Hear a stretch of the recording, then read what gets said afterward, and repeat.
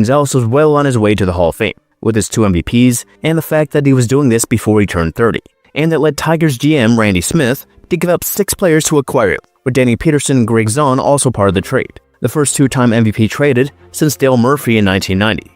And the real gamble was, Smith hoped they could get Gonzalez for the long term, as this appeared to be a 1-year rental. And soon after the trade, the Tigers offered him an 8-year, $151.5 million contract, a chance to be the highest paid player ever, which he would turn down. A main reason being that he did not like the dimensions of the new Comerica Park. Originally, the new park was 345 feet down the left field line and 395 in left center, a problem they fixed with a bullpen being added later, though it's still a large park. Before construction was completed, Comerica Bank signed a 30-year naming deal, paying the team $66 million until 2028. On April 11, 2000, the Tigers played their first game in the new ballpark.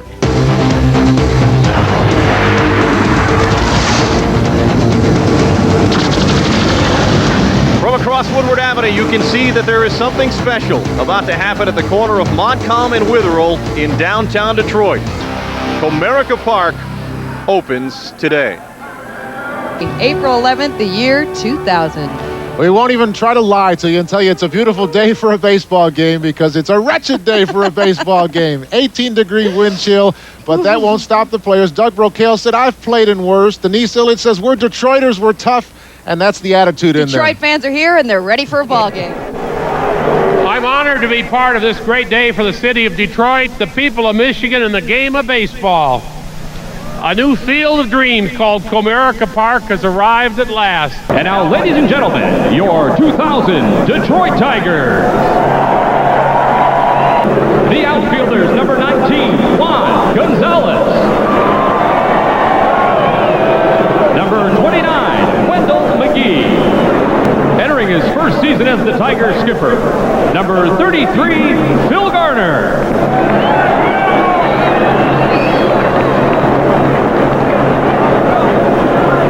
It is opening day at Comerica Park here in Detroit, Michigan. It's the Tigers and the Seattle Mariners. And a very special welcome on a very special day. Josh Lewin along with Kirk Gibson. Now with the first pitch ever thrown at Comerica Park. It'll be Mark McLemore to see it. Anticipation gives way to reality right here.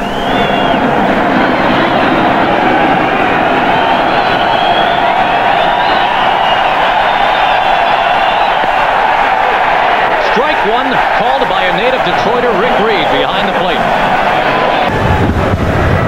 Kamara Barti had the last Tiger at bat at Tiger Stadium. Polonia gets the first Tiger AB here. And he belts one to center. Get over his head. Cameron drops it, and Polonia steaming around second. First triple of what should be many.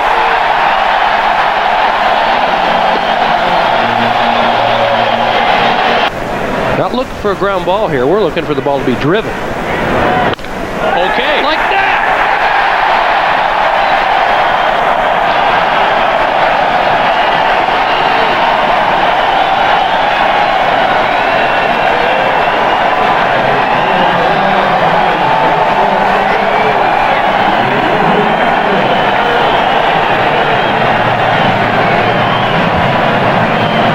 Well, the first in-game fountain firework display.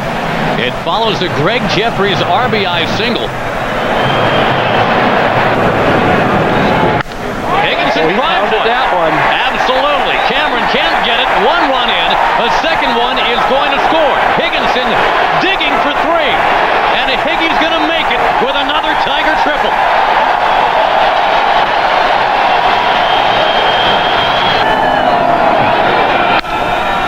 Slowly towards Shane Halter. Ball game's over.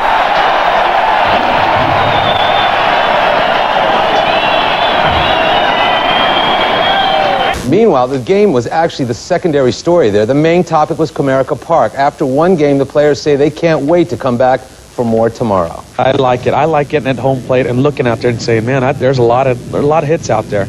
Now, you might not want to ask some other power hitter guys, but I don't know. I enjoy it. I think it's nice. We can't have guys that aren't home run hitters trying to hit home runs because they're just going to keep flying out. So I'm going to try to just hit line drives in the gaps, and if I get a hold of one, I get a hold of one. And when we go to like Baltimore or New York, just try to hit my homers on the road. This ballpark's going to play a lot different than Tiger Stadium did,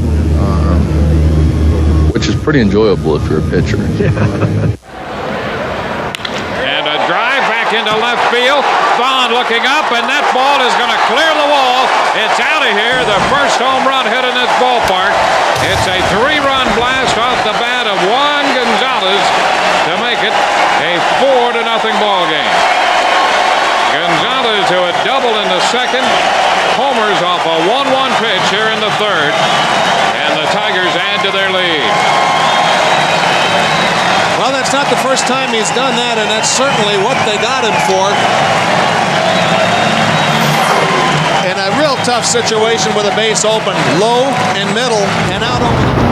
We're at Comiskey Park on the south side of Chicago for Game 2 of a 3-game series here between the Tigers and, believe it or not, the hottest team, offensively anyway, in the American League. It's the Chicago White Sox. They're in first place in the AL Central. The bottom of the 6th now, 4-1, 2-on, Singleton. Down the first baseline, fair. Ordonez, he was on, he's in. Singleton ends up on second with a double. The White Sox are up 5-1. Here's your next batter, and you see the frustration. Carlos Lee gets plunked. After the pitch, Lee took a little offense. He gives Brad Osmus a little shove. The bases are now loaded, and the fuse has been lit. White Sox 8, the Tigers 1. It is getting frustrating, to put it mildly. And there's the retaliation. There's Palmer. And here we go.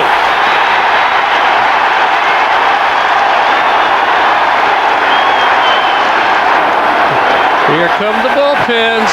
There's some hooking going on.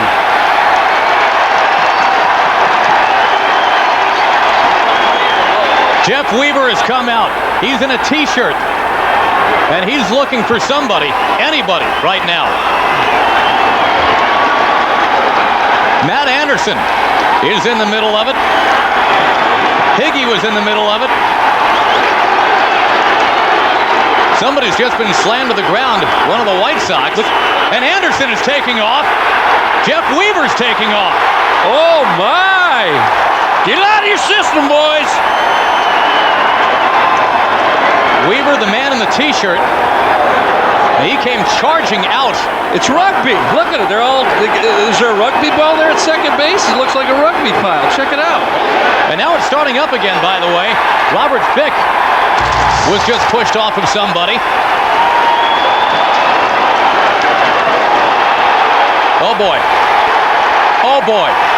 Oh, boy. There's a haymaker. And they're heading to right field, and it's on. You got a Tigers pile over here, and you got a White Sox pile over the left side. Now there's some more shoving in one of the front piles. Wow. Yeah, that one connected.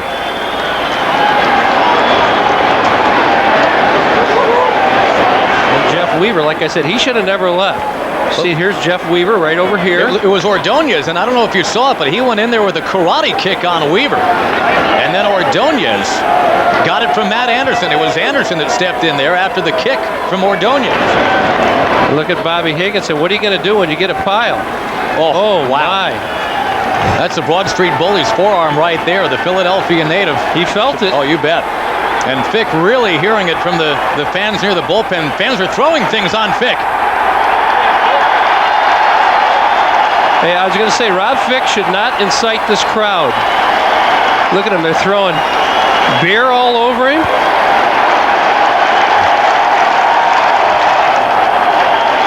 Rob Fick better keep his eyes open. I'd hate to see him. Take him right here, Bobby. Hook shot. And that pitch hits him. So Halter.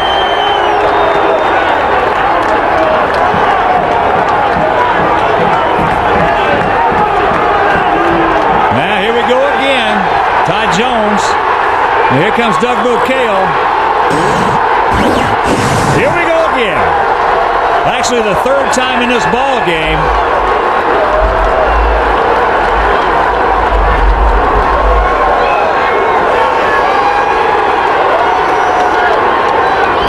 What is Dean Palmer doing back out there? Well, I don't know.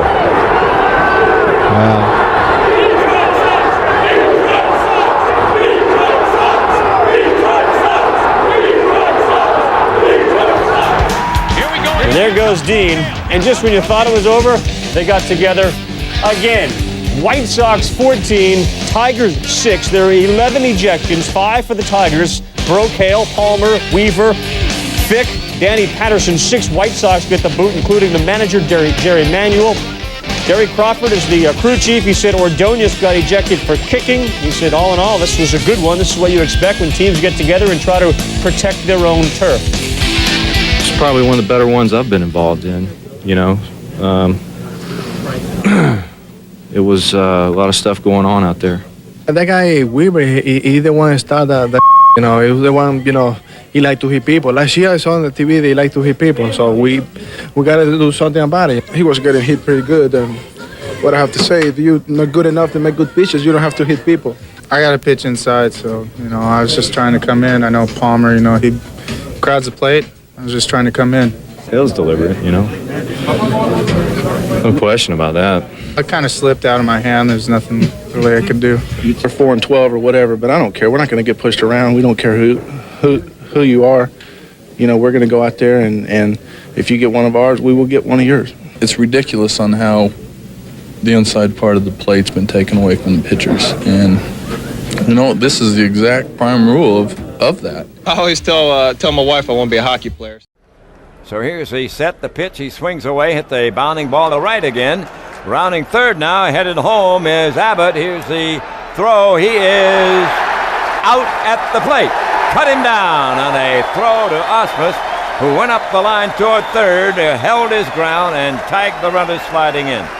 A perfect throw from Gonzalez in right field. I love the way Juan charged the ball and gave it a one-hop, perfect, easy play for Brad Osmus to catch the ball, and the runner didn't slide. He tried to bowl over Brad Osmus. Brad's a tough guy, and he held his ground, and more importantly, he tagged the runner out. So it is a big out for the Tigers. Overtime. Bottom 12, tied at 3. Scott Higher in to pitch, and runner at second, Bobby Higginson. Brad Osmus scores. And no, it is not a walk-off single. It's just called a game-winning hit. How about that? Popped up. Boy, they've been listening to you all day. Oh, look at this ball go, though. Look at it go. Osmus zigzagging! Oh, my God! What a play by Brad Osmus! Did you see that change direction? I'm going to tell you what, Josh, that was right in front of us. It was all the way over in front of the Yankees dugout, and look where it ends up. Osmus was like he was like a sprinter going off after that one. And he's getting a standing O here at Comerica Park. Now look here, the ball goes up way over in this area at first. Look at Brad, he's right underneath it. This is right in front of us. It's right here, and now the ball's going way back this way. That's a 10. I tell you, he was moving his legs like an offensive lineman in football, coming across, cross-stepping all the way. And look at this. That is outstanding. All right, everybody back in tape rooms across the country. How is that not your play of the day?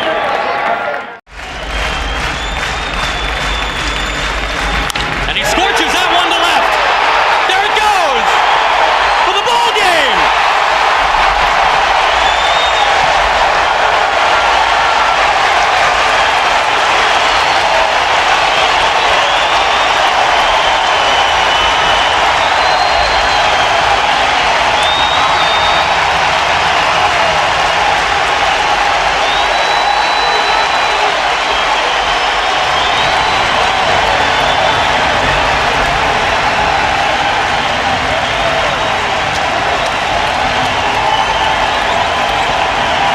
Robert Fick, that's slow. Cheater, going home. Higginson, knocking the ball loose. He misses home plate the first time, but get it, touches it before Chris Turner can tag him, so Higgs is safe. And the Tigers are happy because they beat the world champs. Facing Randy Velarde. Just a bit inside. Called the ball. Brad Osmus disagrees with home plate ump Mike Fitcher. He's tossed, and Phil Garner just goes berserk. Getting his money's worth here. Cover that up. Where's Carl Everett? He could chime in on that maybe. It is Shane Halter at first. We'll show you 8 different other places for Shane by the time we're done a couple hours from now. Big lefty David Ortiz rolls one. Shane Halter, can he get it put out at every single position today? We'll find out as we go. On the ground to third, and look who's got it. It's Halter to Palmer first, and the human pinball now is in right field. That's Shane Halter. He is 3/9 of the way along the quest this afternoon. Now, would you believe Brad Ausmus is at third? Because Shane Halter is going to be catching. Jose Macias is into the game at short, which is where Halter had been. Of course, he's also been at first, third, right, center, and left today. Now position number 7 on his way to 9. Well, Phil Garner, you've really done it now. You promised Shane Halter he could play all 9 positions. It's happening. And they've just announced it to the crowd. They cheer what they have been able to see for themselves here. Drill him? No, he's not going to drill him. Bounce it up there instead. It's a walk. Now, do you let him keep going until you get one out? Nope. No, Phil Garner is going to end Halter's fun here. But I tell you, if this is it, and Halter now pinballs to second, he'll have done it. He will officially have become the 4th man in Major League history to have played all 9 positions. Well, Shane is now on the hook for a run, actually, if Lee Croy comes around to score. But Halter gets a nice ovation. The fans are into it. Bottom 9, 2-minute board. Hal Morris batting. Guess who comes in with the game-winning run? No way. Shane Halter. Halter playing all 9 positions. Tigers win it. And Gonzalez would struggle in Detroit. Being hampered by injuries, he played just 115 games, hitting 22 home runs with 67 RBIs and a .289 average. The Tigers tried to trade him at the deadline, and they almost had a deal with the Yankees, but they couldn't work things out, as Gonzalez played just 1 season for the Tigers before becoming a free agent, with teammates even feeling that Gonzalez would have been a Tiger for a long time if the fences were brought in from the beginning. Damien Easley. Whoa, fouls it off. Easley thinks he's hit by the pitch, so he's going to first. Easley, though, wait a minute. He's arguing. What do you mean? What? You saying? No, come on. I was hit by the pitch. Phil Garner comes out. There's an argument. Garner gets tossed by Dale Scott, but not before reacting with anger and disappointment. Yes, you gotta be kidding me. One more time with that bat. Come on, break it over your knee. Phil doing his job. It's Bobby Higginson off mark. Lukasevich deep to right center and gone is 5th. And there's your game winner. Tigers win. Bobby Higginson frozen and he's not happy. Higgy ejected. Phil Garner comes out, says the wrong thing, and that's it. You're out of here. Gardner's 3rd ejection this season. He did not leave in a timely manner. Pokey Reese singles to right field. Juan Castro scores on the play. Now, Ken Griffey Jr. leads off the 3rd with his 5th homer and 1st since June 30th. Reds 3-0, beating up on starter Chris Holt. 2 batters later, Aaron Boone adds a 2-run shot, puts the Reds up 5-0 after 3. Jose Acevedo pitches well, but serves up Robert Fick's 2-run homer in the 4th. Acevedo gives up 9 hits and 3 runs in 7 innings. Great defense saves a run later in the inning. Deep fly ball to right. Tony Clark tries the tag, but watch Alex Ochoa. The throw is right on target. You were out of there, Tony. Chris Nichting takes a 5-3 lead into the 9th, gives up an RBI single to Roger Cedeno, and that cuts the lead down to 1. With 2 out, 2 on, Bobby Higginson smokes a 2-1 pitch into the right field seats, and all of a sudden, Detroit's on top 7-5. Fick adds another bomb off Nichting, who is pressed into duty because Danny Graves threw 3 innings yesterday. The Reds go on to lose 8-5.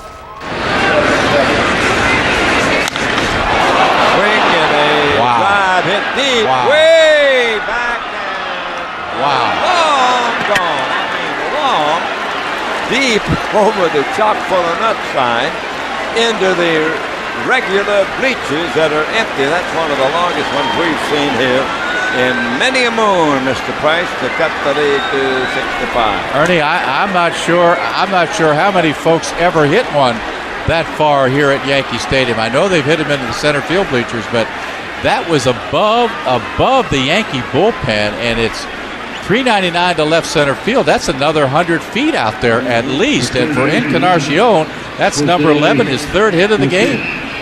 It'll be interesting to see what they give us for the official measurement on that one. Wow. Runners go again.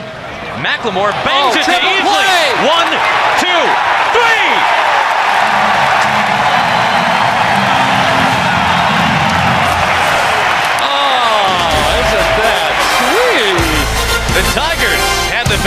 floated nobody out just a moment ago. And look at that turnabout.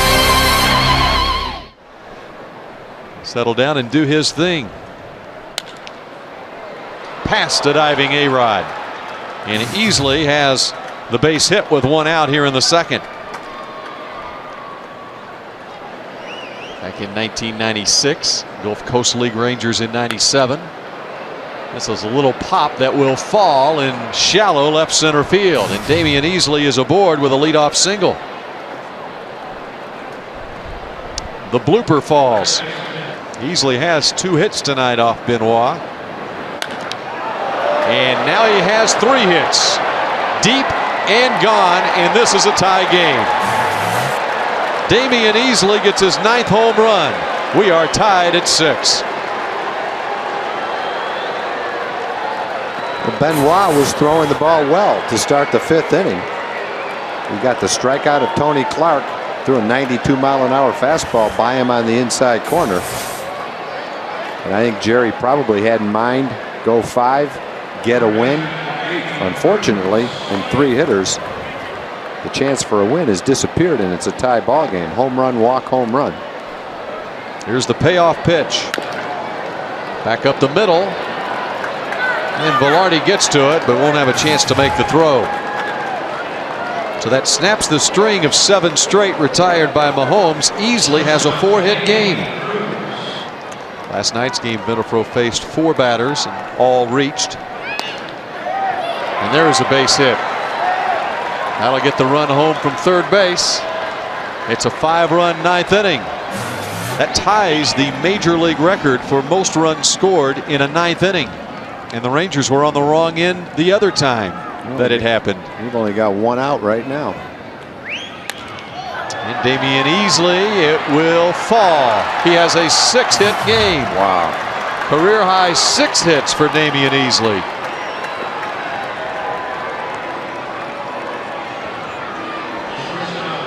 He's had 3 hits in the last 2 innings. 3 guys back to back to back have 2 hits in the same inning. Just 13 runs in the 9th for Detroit. Hi, everybody. Baseball greetings from Comerica Park in downtown Detroit. The Twins in town to battle the Tigers. Sparks, the right-hander, serves again, and there's a swing and a miss. He struck him out. Said you did good, Jerry. There's a fly ball hit the right.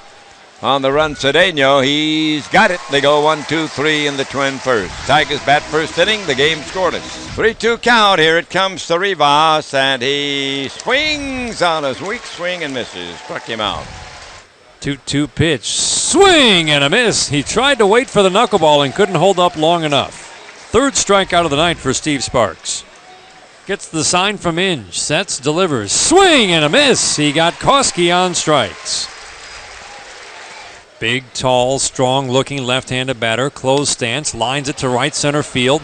Racing over is McGee on the run. Makes the catch about knee-high on the run in right center field. I wonder he drill somebody with something. Luis Rivas is a batter. Ground ball left side of the infield. Cut off by Macias. Throws to Randall Simon, and the Twins are out in the 5th. Christian Guzman digs back in, hits out of a deep crouch. He swings and misses at a pitch up around the shoulders, and he's retired on strikes. The 5th strikeout of the night for Steve Sparks. 2-2 pitch. Ground ball to first base. Snagged by Simon. Steps on first. Throws down to second. They apply the tag on Minkiewicz. It's a double play for the Tigers. Twins are out in the 6th. Sparks is ready. Delivers. There's a cut and a miss. And he got him on a pitch toward the outside that struck him out. Ernie, he went back with the old fastball again. You don't see that very often from Sparky. What's that, 6 strikeouts? That is 2 for 6. Yes, sir. And in just a few minutes, Peter Jennings is going to be joining us from the news desk. And there is smoke pouring out of the Pentagon. Tell us everything that it would appear that there has been another major explosion. This one in the nation's capital. So you are looking at a scene of terror blast by aircraft. There is smoke in the air. Please don't say whether this is true.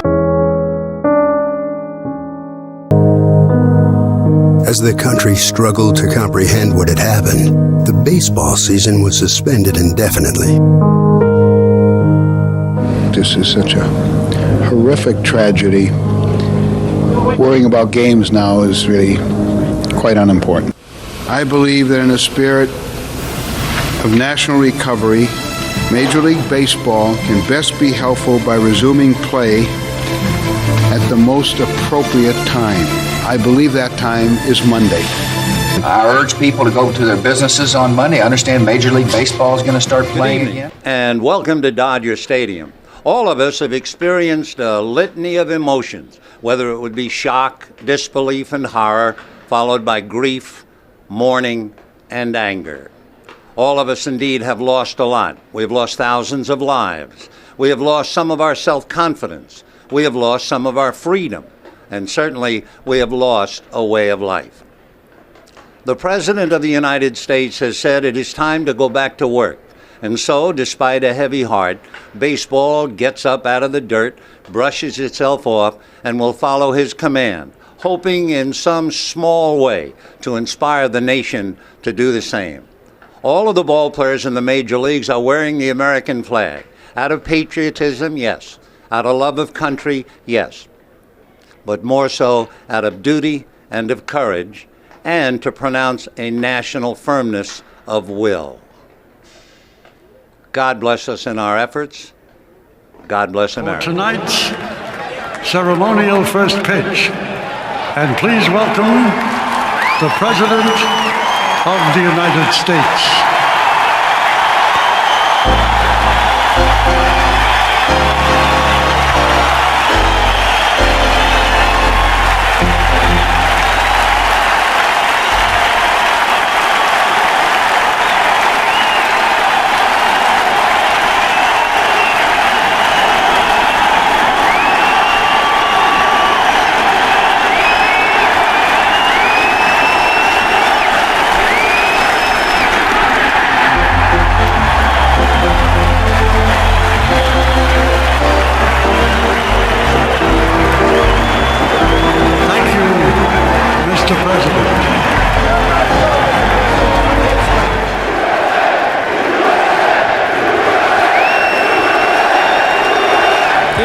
His name has been on the trading block for the past 2 years, and now Dimitri Young's name is going to be listed as a starter for the Detroit Tigers. In return, Red's going to get a less productive outfielder and a young pitcher. Dimitri was nothing if not consistent for the Reds in 4 years, hitting over 300 in each of those seasons, 21 homers last year. But his $3.5 million salary that was sure to rise in his arbitration year, too high for the Reds. So in return, the Reds get 25-year-old outfielder Juan Encarnacion, who disappointed the Tigers with a .269 lifetime average, only 12 homers this year. But the best part of the deal might be Luis Pineda, who throws in the mid-90s, struck out 111 batters in 112 innings at 3 different levels. And we are just about ready for baseball, as Matt Lawton will lead it off against the left-hander Mark Redmond. Good to see the Tigers in the home whites. And the first pitch is hit deep in the air to right field. Jacob Cruz is back, and that ball is gone. On the first pitch of the ball game, Matt Lawton makes it 1-0 Indians. Maybe Detroit's biggest sports fan, Mayor Kwame Kilpatrick. You enjoying yourself? This is wonderful. I mean, the game is not too good, but just the family, the atmosphere, this is great. Now, I know it looks cold out here today. No, it is. I know it looks cold, but just bring a jacket. Will Cordero leads it off. Speaking of apparent tough guys, how about Darryl Cousins? No jacket, no sleeve. Right. He did give in, by the way. The lights are coming on. I think he'll suck it up a little bit here for the rest of his teammates, trying to preserve that pin.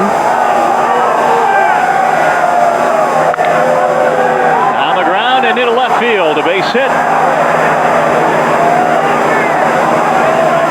So the Indians post another hit on the board. Spring, but very well at the end. Into shallow right field. Matt Lawton makes the catch, and the Indians take the opening game of the series, and the Tigers lose their home opener. Final score in this one, 10-1. Against Tampa Bay in the 9th, Tigers win on the walk-off wild pitch, the type of mojo associated. Robert Fick facing Bob Wells.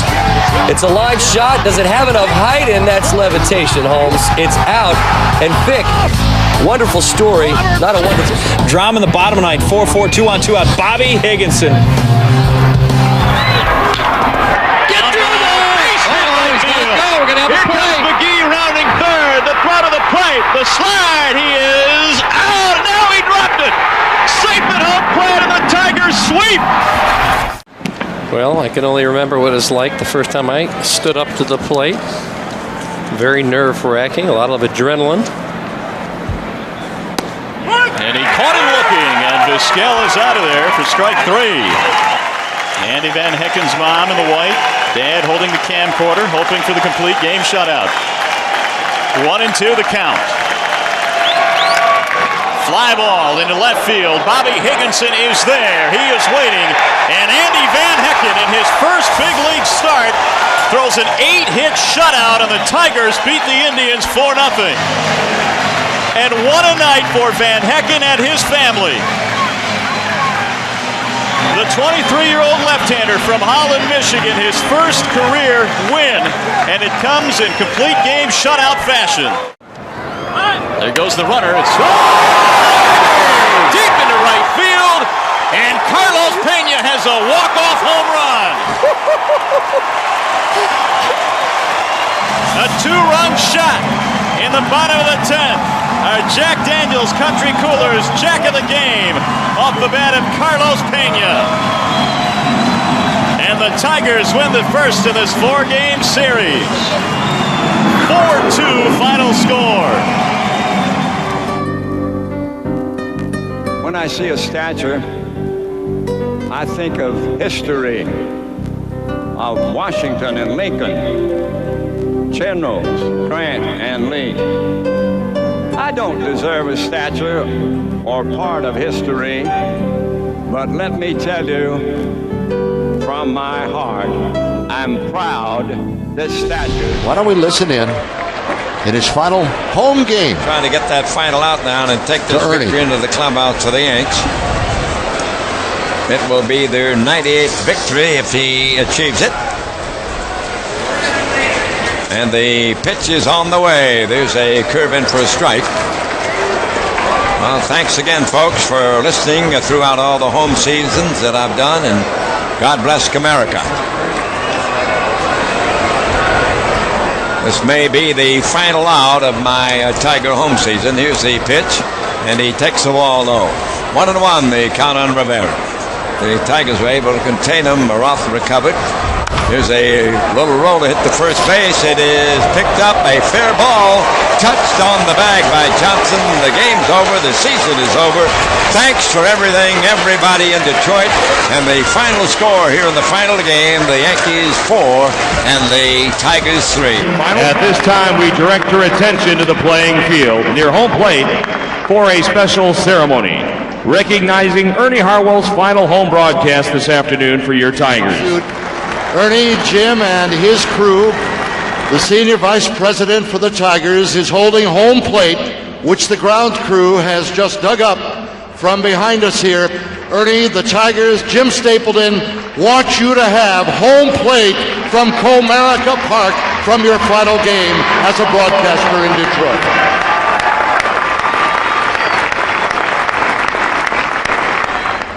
But it is overwhelming to me, the affection and the love that everybody's shown me.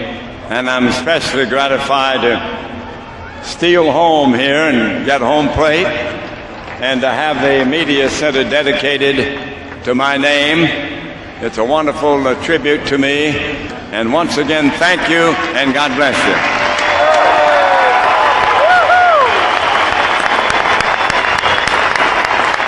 Thank you, Ernie. Thank you, fans. We'll see you back here opening day 2003 with new hope, a new home plate, and at the Ernie Harwell Media Center. God bless you all. From Skydome, the 2002 baseball season draws to a close. It's the third and final game of this series and the final game of the season between the Tigers and the Toronto Blue Jays. Good afternoon, everyone, and welcome to Sky Dome. I'm Mario Impemba, along with Kirk Gibson. Glad to have you with us for one final time today as Tigers baseball draws to a close here on Fox Sports Net. Glad to have had you all season long, but today, Gibby, is also the end of the career as far as broadcasting goes for Ernie Harwell. And I know, like a lot of folks that have followed the Tigers, you've got some long memories of Ernie. Now let's listen in to Ernie Harwell call the top of the ninth inning. We've enjoyed the hospitality of Toronto this weekend. It's a great city. And the folks of Michigan love coming up here. Now Pena at the bat. He swings. There's a high, long drive. Deep right. It's hooking. And it's going to be foul. He gave it a ride, but he pulled it foul.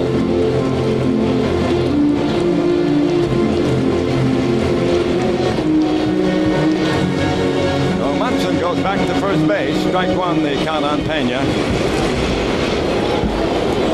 Pena has bounced to first and twice bounced to shortstop.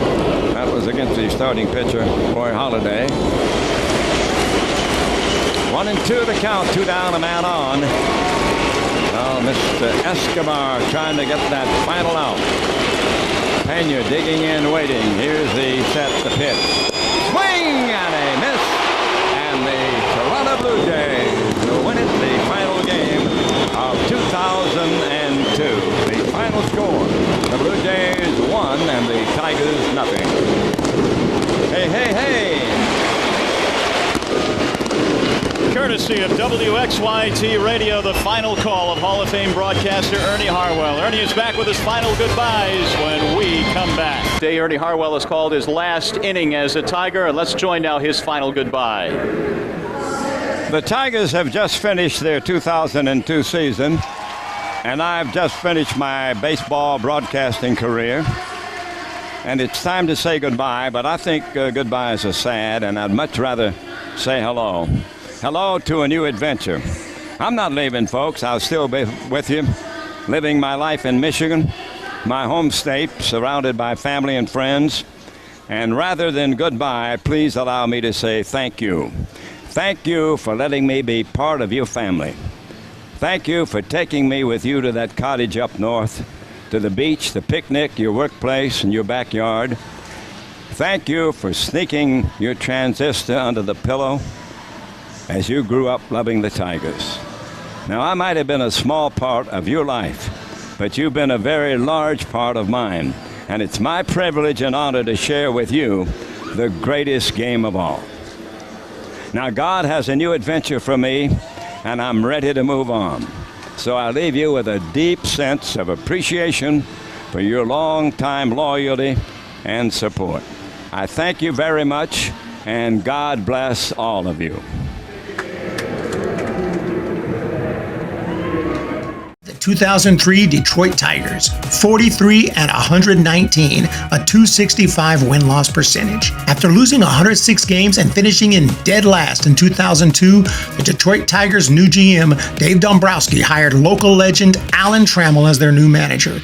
Unfortunately, he would have a monumental task ahead as the product on the field was not upgraded at all. In fact, Dombrowski decided to move on from several veteran players and focus on a youth movement using a farm system that lacked any genuine big league ready prospects. Between the end of 2002 and the beginning of 2003, the Tigers shed 4 of their top 5 performers, trading Mark Redmond and ace Jeff Weaver and non-tendering Robert Fick and Julio Santana. Dombrowski and company knew the Tigers would be bad. I just don't think they realized how bad, especially without these players. Second-year GM Dave Dombrowski hadn't done especially well in his previous season with Detroit, going 55-106, but nothing could have prepared fans for the 2003 campaign. The 2003 Tigers started their season by losing the first 9 games, being outscored 50 runs to 14 in the process. As the season went on, they also displayed records of 1-17 and 3-25 down the stretch. That's not good. They would win just 8 of their 53 series on the year, be shut out 15 times, and rank dead last in the American League in runs scored, hits, OPS, and also lead in strikeouts and errors. They did nothing well.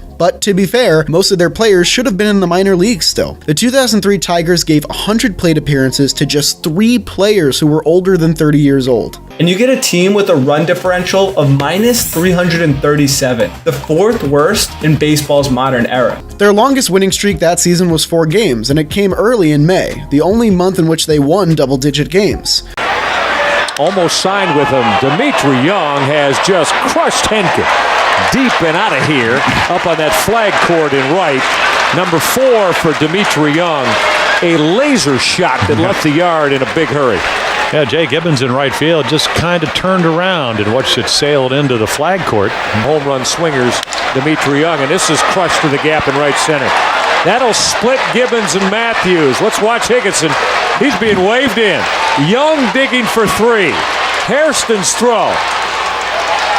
Not in time. 3-base hit, Dimitri Young. He's homered and tripled, and suddenly Pat Henkin and the Orioles down 4-0 early. Perform away before. Oh, Dimitri Young is just in the launch mode. He has visited Utah Street with a monstrous home run, his 2nd of the night, off a Travis Driscoll splitter. 5-0 Detroit. That ball was absolutely scorched off the bat of Young. Run double last night. Big night at the plate. Now he's 4 for 4. He'll drive the gap right center field. Infante to the plate. Higginson will motor over to third base, and Dimitri Young is putting a one-man wrecking assault on Orioles pitching tonight. He's driven in 4 of the 6 that Detroit's put on the board as the Tigers extend their lead. Higginson going. Young with a drive to deep left center. Mora at the wall, and he can't get it. Over his head. Higginson will race to the plate. Young heading for third. Matthews throw, not in time. 5 for 5 for Dimitri Young and his 2nd triple of the night. To go along with the 2 home runs, he's driven in 5, and Detroit reclaims the lead. Designated hitter and left fielder Dimitri Young was the one member of the 2003 Tigers to have a truly good year, with a .297 batting average as well as career highs with 29 home runs and a .537 slugging percentage. He'd register his highest single-season OPS plus at 144 as well, en route to an All-Star Game nod, one of just 2 in his 13-year career. He's got a power arm. Swung on and missed. He struck him out. Rodney takes care of Phillips. 1 away. Swung on and missed. He struck him out. Great location. Well, he pitched the 3 innings, as we mentioned earlier, on Friday against the White Sox, did Rodney, and he got him to pop it up. Left side of the infield. Santiago takes charge and makes the play. And what a job by Fernando Rodney. That's popped up. Pena is there for the out, 1 away. As at this level, they can hit it. Swing and a miss. He struck him out. Oh, he's starting to feel it now, too. Here's the 1-2 pitch. Swing and a miss. He struck him out, and what a job by Fernando Rodney. His first big league save as the Tigers win it tonight by a score of 8-6 and even up this series.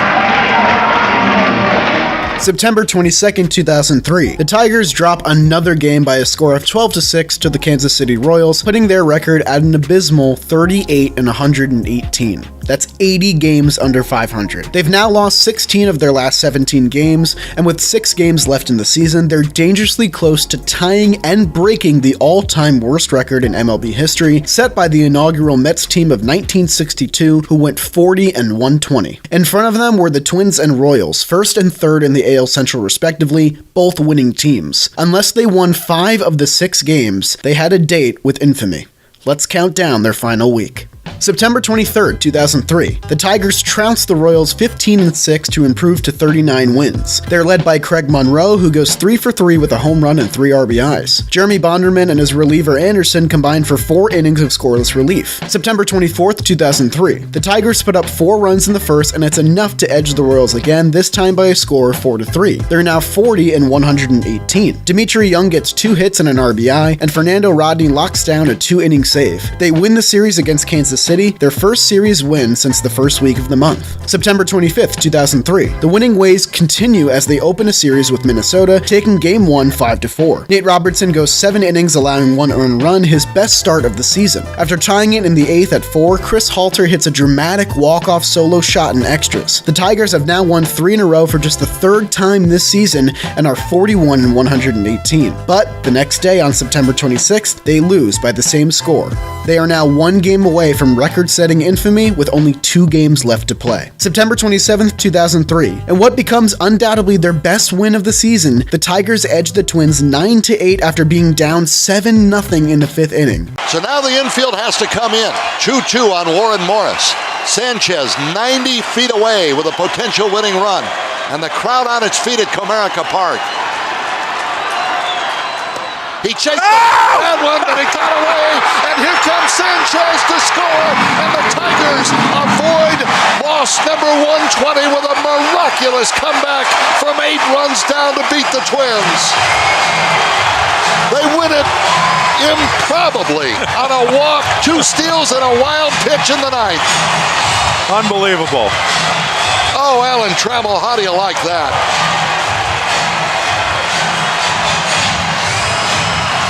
There are some happy campers down there. Well, let me tell you something, Jack. We saw the Tigers lose a game this year because a man was thrown out on a walk. And now we see them win a game when a man strikes out. Yeah. Only the Tigers could have a walk-off win on a strikeout in this crazy, crazy year. Alan Trammell with the most improbable victory of them all tonight.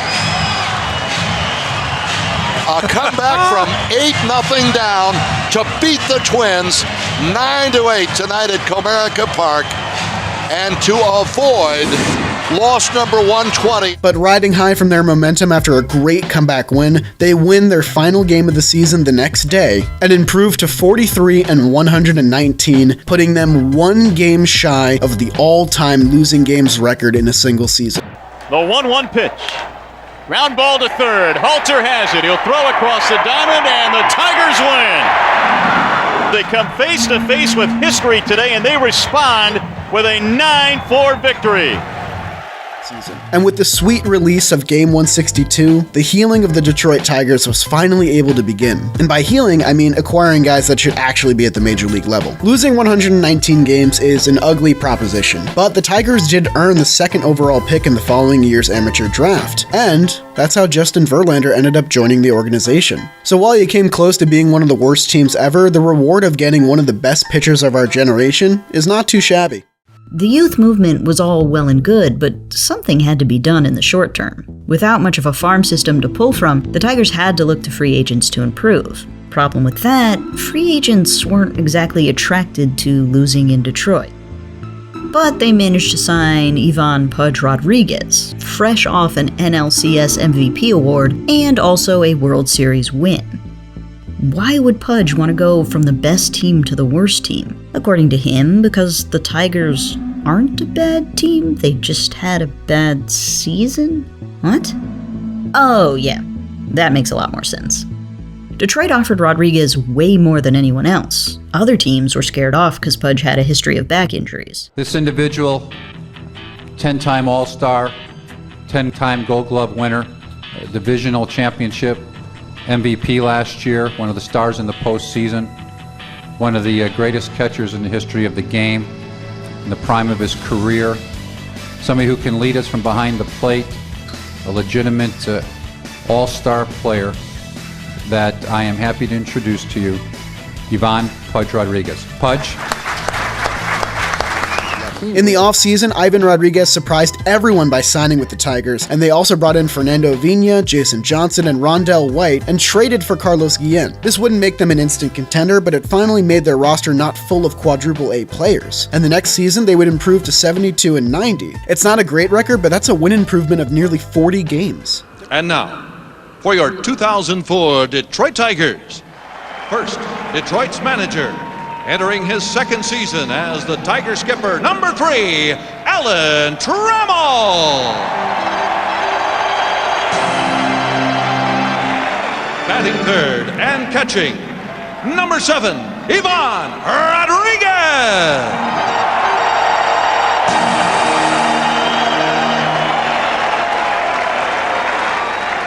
Batting sixth and playing shortstop, number 9, Carlos Guillen. Alan Trammell and the boys are indeed back in town. Nothing beats opening day in Detroit, and today from Comerica Park, the 3-0 Tigers return home to take on the Twins.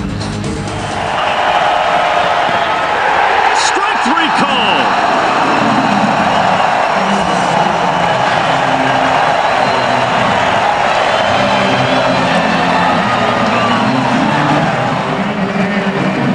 The Tigers are 4-0, and Alan Trammell has watched his team storm out of the gates this year.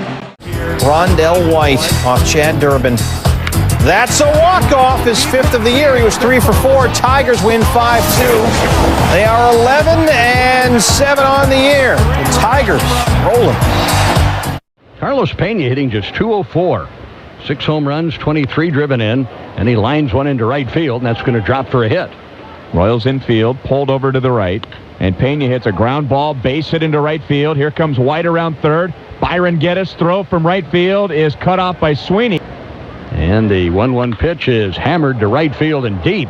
Geddes going back, and it's off the top of the fence. And Pena around first on his way to second base with a double. And Pena just did miss a home run. Carlos Pena, former first-round pick of the Texas Rangers. Line off of Heisman, deflects towards Sweeney at first, and Michael coming to the bag, no play, everybody's safe. To pry into the Tiger dugout with my binoculars. There's a high drive to deep center field off the bat of Pena, and gone. And Ryan's choice is now truly and totally in the comfort zone. 5 for 5, and just a triple shy of hitting for the cycle. And a long blast over the 410 sign. And the 1-2 pitch jolted to deep center field. And to the 410 sign, gone. Carlos Pena with a career game. My goodness. Carlos Pena hitting 204 when he came into this game. Singled in the second, singled in the third, doubled in the fifth, singled in the sixth, homered with the bases empty in the eighth, and now homers with 2 men on. And that'll bring up Pudge Rodriguez. So Glavine to face a guy he's seen a few times, but maybe not seen as hot as Pudge is right now. In fact, he's the top hitter in the American League at 356. He also is the top vote getter of all the catchers in baseball for the All-Star game. He's really the man that turned this ball club around. Oh, boy, did they need to be turned around, didn't they? Last year, the Tigers lost the first 9 games they played. They were 1-17 on April 22nd, on their way to losing 119 games. But Pudge has given them immediate legitimacy, especially at his position, obviously. But, I mean, he's hitting 356, 9 homers, 47 RBIs. He's having a better statistical year than he did for the Marlins last year. In some of the areas where they're performing well, hitting 284, tops in the American League. They're scoring plenty of runs, and they can hit the long ball on occasion. That's saying something in their ballpark. They have a big park in the new park, very long in center field. Well, that's a 15-game hitting streak for Pudge Rodriguez. He lines that one. Inge into second. He pulls up there. And the first 3 hitters, Sanchez, Inge, and Pudge Rodriguez, have hit the ball sharply off Glavine. Look at the pitches per at-bat. He's been a little bit impatient on quite a few of those at-bats tonight. Oh! Swung on and drilled deep into right field. It is gone! Another walk-off home run for the Tigers. Motown magic again. Wow. Walk this way, Dimitri, and join the party.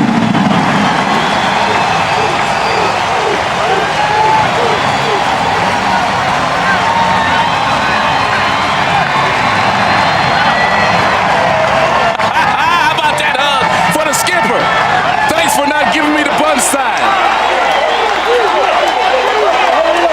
It's a huge win, Mario. Huge win indeed. Lipstick-sized camera that is in the grass aiming at both the right-hand batter's box and the left-handed batter's box, and one facing the pitching rubber as we look at Clemens' miss outside and low to Ivan Rodriguez. What Ivan Rodriguez is doing this season, Tim McCarver, is remarkable. A .369 batting average. He leads the American League in hitting. 22 points ahead of the next player as we had a look at Vladimir Guerrero. Vlad the Terrible, they're already calling him. Here comes the 1-1 pitch, and that's into right field, pretty well hit. Sosa back at the wall. On the run, won't get it. That falls off the top of the wall, and Ichiro will come around to score. Rodriguez will head to third base, and it's 1-0 American League on a double and a triple by the first two hitters.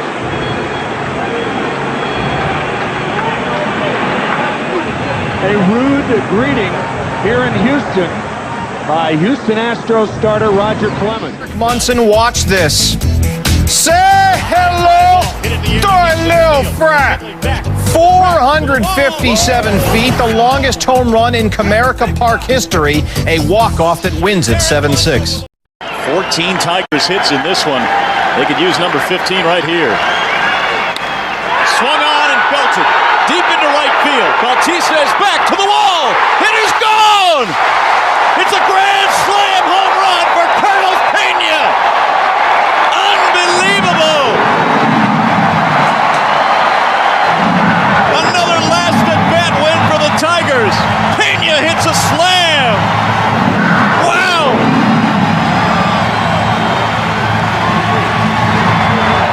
Back-to-back celebrations at home plate.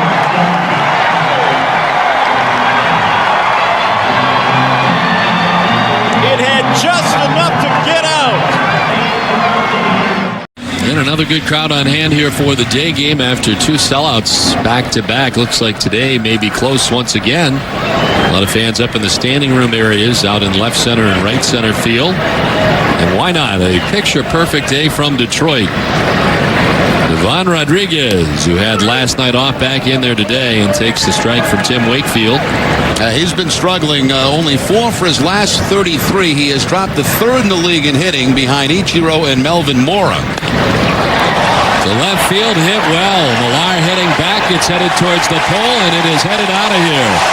A solo home run for Ivan Rodriguez. His 14th home run of the year puts the Tigers on top 1-0. And even though Ivan Rodriguez has struggled lately, the number is still very impressive in terms of batting average. Still third in the American League behind Ichiro and Melvin Mora. His teammate Alex Sanchez sneaking into the top 5 at 324. Manny's dropped to 9th in the league with a 320 batting average.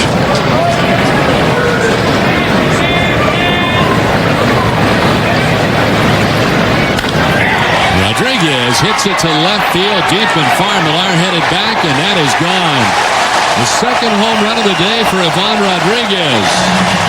The Tigers on top 5-3. There goes Damon on the first pitch. The pitch, a ball, the throw down is in time. They get him. Damon thrown out trying to steal. The Red Sox grab another run. Halfway through this one, the Red Sox on top now 10-6. Said he knew it was coming. There goes Damon, who takes off. Ivan Rodriguez still can throw it, and he throws out Johnny Damon. Second time that Rodriguez has thrown out Damon today. Yeah, if I was Johnny Damon, I'd just wait for somebody else. That's the second time today that he's caught him at second base. You tip your cap to Pudge Rodriguez and say, maybe I'll just wait for some other catcher. Straight out steal, you don't see Damon looking back, and the throw right there by Pudge Rodriguez. They transformed more tangibly when Rodriguez played very well in the 04 season. Plus, trade acquisition shortstop Carlos Guillen had a breakout season. The Tigers notched a 29-game improvement. It was the second biggest single-season turnaround ever. For the first 4 seasons of this stadium's life, its bullpens were in right field, but after only these first 4 seasons, it was determined that parts of Comerica Park's field were just too deep for hitters. So, in what was still a pretty new ballpark, the bullpens were basically moved out of the stands and onto the field. Quality seating that didn't exist before would be built over the old bullpens, and in left field it would be easier to get a home run. In addition to this, as was at the Tigers' previous home, Tiger Stadium, these first 4 seasons at Comerica had an on-field flagpole, which would then be blocked off by the new bullpens. According to the Tigers president at the time, John McHale, they tried too hard to make it like Tiger Stadium when it came to dimensions, and really it just didn't land. 05, they were going to keep that momentum flowing with a couple more talented free agent. Oops. Their big offseason signings both got hurt and missed a lot of time. And Guillen got hurt. Magglio Ordonez definitely helped the cause, but his contract was alarming. He signed with the Tigers in February of 2005 on a 5-year, $85 million contract, which was the second largest the Tigers had ever paid a player. Because of Ordonez's knee injury from the 2004 season, the contract included a clause noting that if he were to spend more than 25 days on the injured list due to the same injury, the contract could be bought out for $3 million at the discretion of Tigers management. But things turned ugly quick for the new partnership in Motor City. He strained an abdominal muscle during the very first week of the season and spent the next 3 months on the injured list, as the strain turned out to be a hernia. But this year, his motto is, I'm going to make that pitcher get me out. I'm not going to get myself out. Good motto. That ball is belted in the air, deep right center field, way back, and that ball is gone. He's got the flat down. And there's number 1 on the season for Dimitri Young.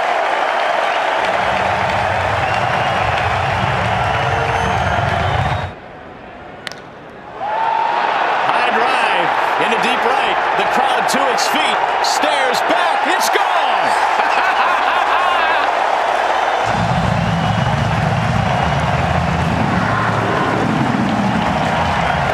Home runs numbers 1 and 2 for Dimitri Young, 5-0 Tigers. Hammered, deep into right field, did he do it again? Yes, it's gone!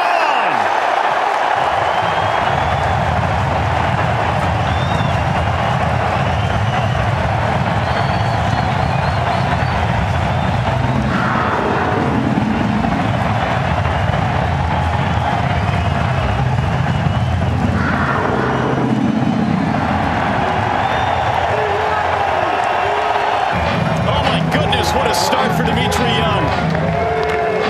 3rd home run of the day. What a curtain call. Here it comes.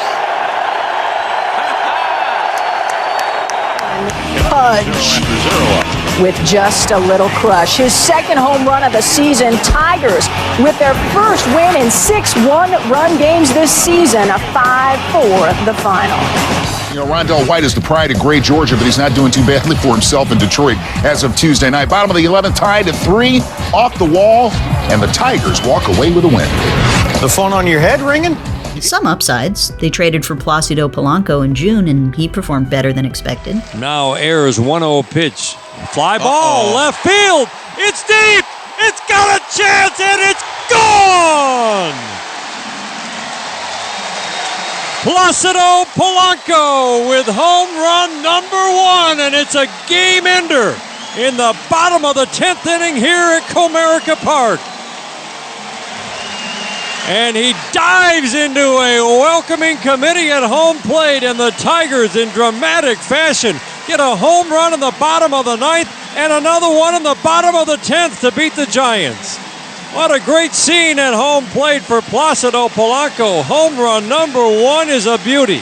And the Tigers take 2 out of 3 from the Giants and complete a 5-1 homestand. But the team managed to stay afloat with a 37-39 record when Ordonez returned on July 1st. He hit well the remainder of the season, hitting over 300 with 25 extra base hits. But with just 82 games played in 2005, the first year of his new mega deal was largely a failure. So he's at second, 1 out, no score. 2-2 the count. The pitch to Hafner, and he waves at it. 99-mile-an-hour fastball. And Verlander has his first Major League strikeout. 2 down. It all leads up to Tuesday night. These are not your Major League All-Stars. They'll be here, as we said, in a couple of days. These are the minor league All-Stars who have Major League dreams. This is a snapshot of Major League Baseball's future, and it looks bright for the Tigers, who are well represented. I'm a Detroit player, and when I found out I was going to be here, I actually jumped up and down for a little bit because I was actually going to see my home park if I make it here. So Zumaya, who is one of 2 Tigers pitching prospects representing Double-A Erie, may have a hard time picturing himself here. But for right-hander Justin Verlander, this is the second time this week that he's pitched in front of a crowd of 35,000-plus fans. I couldn't ask for a better experience pitching here, except for in a big league game. I got my first big league start on Monday, which was in Cleveland. Didn't have the opportunity to throw here, but hopefully sometime soon. The guys playing in today's game represent major leaguers of the future. A lot of talent here on this field. Well, Justin Verlander said he was drafted number 3 in the country a year ago out of Old Dominion. He has a great power arm. He came up to Double-A about 3 weeks ago, struck out the first 7 hitters he faced. The Tigers, as I said, love power arms, and he is the definition of it. Yudesky Betancourt will be leading it off. As you see, playing at Tacoma, he'll be playing shortstop in this ball game. And first ball hitting, and Upton, who we just talked about, short hops it, makes a running throw, and a good one. Jackson over there hauls it in, 1 pitch and 1 out. He is starting to shoot through this organization. And that one's going to be out towards the gap. He's got some speed. It'll be hauled in, though. That's not enough. The folks out there didn't know. He's been a mea culpa mood all day. Mea culpa. Hey, it's just never good when your guys are in the future All-Star game. That one is popped up at the mound. A very high sky here. The shortstop, B.J. Upton, is there and puts it away, and that will do it. As the world team is retired, no runs ahead, a base runner left on at second. Verlander, the Detroit crowd, a hand for one of their future stars coming off the mound. So Pudge Rodriguez, Vega Baja, Puerto Rico. Lost 22 pounds this offseason. Ryan Sandberg won it a long time ago at Wrigley. Hard to win in your hometown park, maybe extra pressure. Definitely on pace. There's one, sitting it back. The crowd trying to help it. Terry out of here. He does. The day that I remember like it was yesterday as Pudge sends it back to left center field. Back. Gone. Okay, in the minors. Tulsa. Oh, that ball's ripped. Gone. Park had a base hit in the 9th inning, got married in the morning, had a hit at night. How's that for a day? Gone! He's my long shot, Joe. It's looking better and better. Yeah. Oh, yeah! Way back! Gone! He reacts on that inside pitch like that. Sends it way back to left center field. Back, and gone! His 6th. MVP. Yeah, back with Texas in 99, and he sends this one all the way to East Lansing. Season.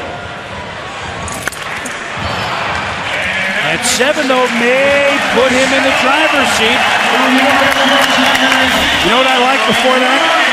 He was talking to the catcher. The cat, where do you want me?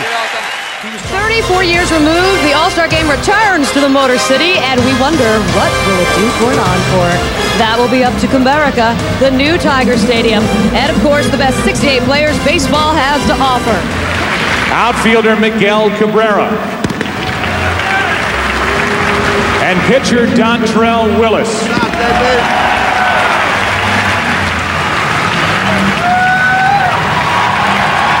From your Detroit Tigers, catcher Ivan Rodriguez.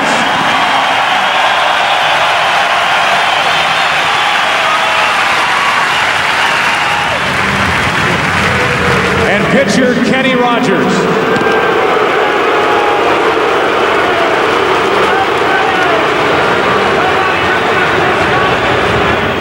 For the land of the and the home of the brave.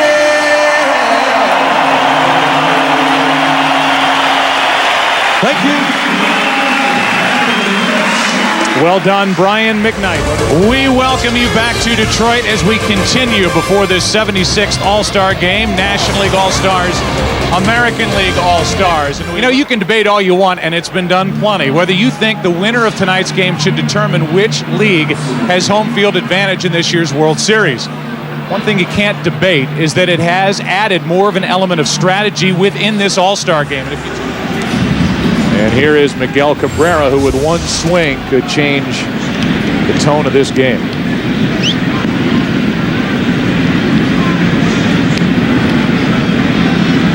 Two on, two out. Ball one. Saw the age of Miguel Cabrera when he started for the Marlins. That was in a World Series. And I think he solidified his place in postseason history in that one at bat by Roger Clemens when Clemens knocked him down and then Cabrera got right up and homered over the right field fence.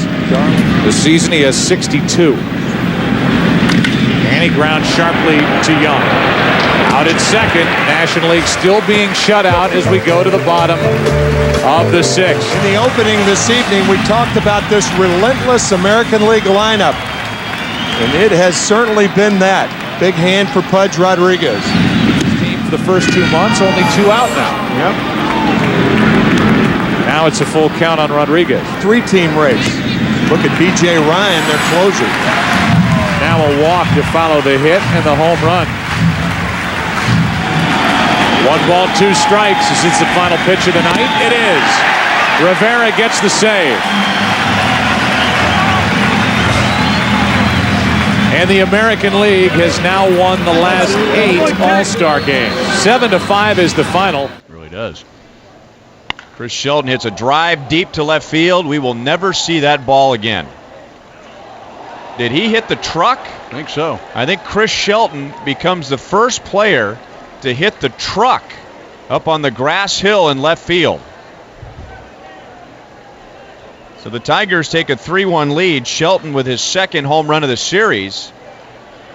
And he either hit the truck or hit the base of the platform that holds the truck.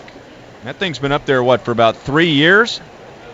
Well, he struck out Curtis Granderson to start the 3rd inning, and now he faces the rookie again, but he was one of the heroes yesterday. And he hits that ball well to center field, and Sean Figgins is racing back. He's at the wall. He leaps. It's off the top of the wall, and Detroit will take the lead. Figgins gets to the baseball. They're going to send him home, and Granderson will have an inside the park home run.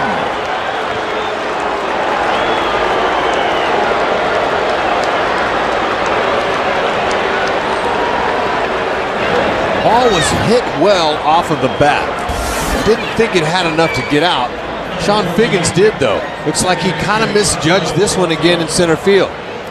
Jumped up and really missed it by about 2 or 3 feet. And he goes to pick it up and he drops it. So Detroit has taken a 4-2 lead on a 3-run inside the park home run. Granderson just took Francisco Liriano, a good fastball thrower, deep yesterday. Prospect Curtis Granderson looked promising, but the final record did not. That's worse than 2004. And manager Alan Trammell, a Tigers legend and Hall of Famer, was relieved of his duties following this season.